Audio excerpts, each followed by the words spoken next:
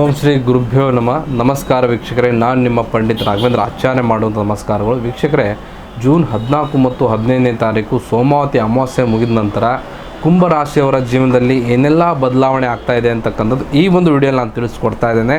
ಅದಕ್ಕಿಂತ ಮುಂಚೆ ನಮ್ಮ ಚಾನಲ್ನ ಲೈಕ್ ಮಾಡಿ, ಶೇರ್ ಮಾಡಿ ಹಾಗೂ ಸಬ್ಸ್ಕ್ರೈಬ್ ಮಾಡ್ಕೊಳ್ಳಿ.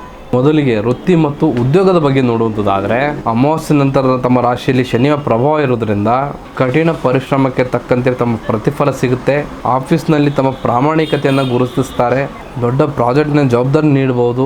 ಆದರೆ ತಾವು ಬೆಳೀತಿರೋದನ್ನು ನೋಡಿ ನಿಮ್ಮ ಜೊತೆಯಲ್ಲಿ ಇದ್ದು ಬೆನ್ನು ಹಿಡಿಯುವಂತಹ ಗುಪ್ತ ಶತ್ರುಗಳು ಹೆಚ್ಚಾಗ್ತಾರೆ.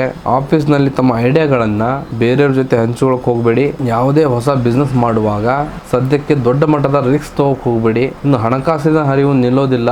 ಯಾವುದೋ ಒಂದು ರೂಪದಲ್ಲಿ ದುಡ್ಡು ಕೈ ಸೇರ್ತಲೇ ಇರ್ತದೆ. ಹಳೆಯ ಹೂಡಿಕೆಗಳಿಂದ ಸಣ್ಣ ಪ್ರಮಾಣದ ಲಾಭ ಸಿಗ್ತದೆ. ಕಷ್ಟದ ಸಮಯಕ್ಕೆ ನಂಬಿಕೆಸ್ಥರಿಂದ ಧನ ಸಹಾಯ ಒದಗಿ ಬರ್ತದೆ.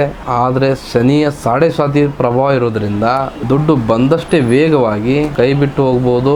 ಯಾರದ್ದೋ ಮಾತನ್ನ ಕೇಳಿ ಶೇರ್ ಮಾರ್ಕೆಟ್ ನಂತ ಜಾಗದಲ್ಲಿ ಇನ್ನು ದುಡ್ಡು ಹಾಕಿ ಕಳೆದುಕೊಳ್ಳಕ್ ಹೋಗಬೇಡಿ. ಇನ್ನು ಕುಟುಂಬದಲ್ಲಿ ನಿಮ್ಮ ಗೌರವ ಮತ್ತು ಪ್ರತಿಷ್ಠೆ ಹೆಚ್ಚಾಗ್ತದೆ. ಮನೆಯಲ್ಲಿ ದೇವತಾ ಪೂಜೆಗಳು ಜರುಗುತ್ತದೆ. ಇನ್ನು ಶನಿಯ ದೃಷ್ಟಿಯಿಂದಾಗಿ ತಮ್ಮ ವೈವಾಹಿಕ ಜೀವನದಲ್ಲಿ ಸಣ್ಣ ಕಿಡಿ ಒತ್ತಿಕೊಳ್ಳುವಂತ ಸಾಧ್ಯತೆ ಇದೆ. ಸಂಗಾತಿಯ ಸಣ್ಣ ತಪ್ಪುಗಳನ್ನ ದೊಡ್ಡದು ಮಾಡಿ ವಾದಕ್ಕೆ ಇಳಿಯಕ್ಕೆ ಹೋಗಬೇಡಿ. ಪ್ರೀತಿ ಪಾತ್ರರ ಜೊತೆಗೆ ಮಾತನಾಡುವಾಗ ತಾಳ್ಮೆ, ಸಮಾಧಾನ ಮುಖ್ಯ. ಇನ್ನು ಆರೋಗ್ಯದ ವಿಚಾರದಲ್ಲಿ ನೋಡುವಂತದಾದ್ರೆ, ಸಾಡೆ ಸ್ವಾತಿ ದೃಷ್ಟಿ ಕಡಿಮೆ ಆಗಿ ಶನಿ ದೇವನ ಅನುಗ್ರಹ ಸಿಗಲು ಈ ಒಂದು ಅಮಾವಾಸ್ಯೆ ನಂತರ ನಾನು ಹೇಳುವಂತ ಪರಿಹಾರವನ್ನ ಮಾಡಿ ಹನುಮಂತನ ದೇವಸ್ಥಾನಕ್ಕೆ ಹೋಗಿ ವಿಳೆದೆಲೆ ಹಾರವನ್ನ ಸಮರ್ಪಿಸಿ ಇನ್ನು ಸೋಮವತಿ ಅಮಾವಾಸ್ಯೆ ದಿನ ಕಪ್ಪು ಎಳ್ಳನ್ನ ದಾನವನ್ನ ಮಾಡಿ ಇದು ತಮ್ಮ ಸಕಲ ಕಷ್ಟಗಳನ್ನ ನಿವಾರಿಸುತ್ತದೆ. ಕುಂಭರಾಶಿಯವರೇ, ನಿಮ್ಮ ತಾಳ್ಮೆ ಮತ್ತು ನ್ಯಾಯಬದ್ಧದ ನಡತೆ ನಿಮಗೆ ಅತಿ ದೊಡ್ಡ ಶ್ರೀರಕ್ಷೆ. ಎಚ್ಚರಿಕೆಯಿಂದ ಹೆಜ್ಜೆ ಇಟ್ಟರೆ ಈ ಒಂದು ಅಮಾವಾಸ್ಯೆ ನಂತರ ಶನಿ ಮಹಾತ್ಮ ನಿಮ್ಮನ್ನು ಕೈ ಹಿಡಿದು ಮುನ್ನಡೆಸ್ತಾನೆ. ಶುಭಮಸ್ತು.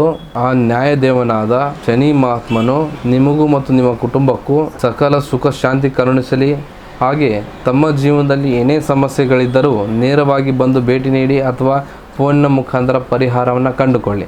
ಧನ್ಯವಾದಗಳು.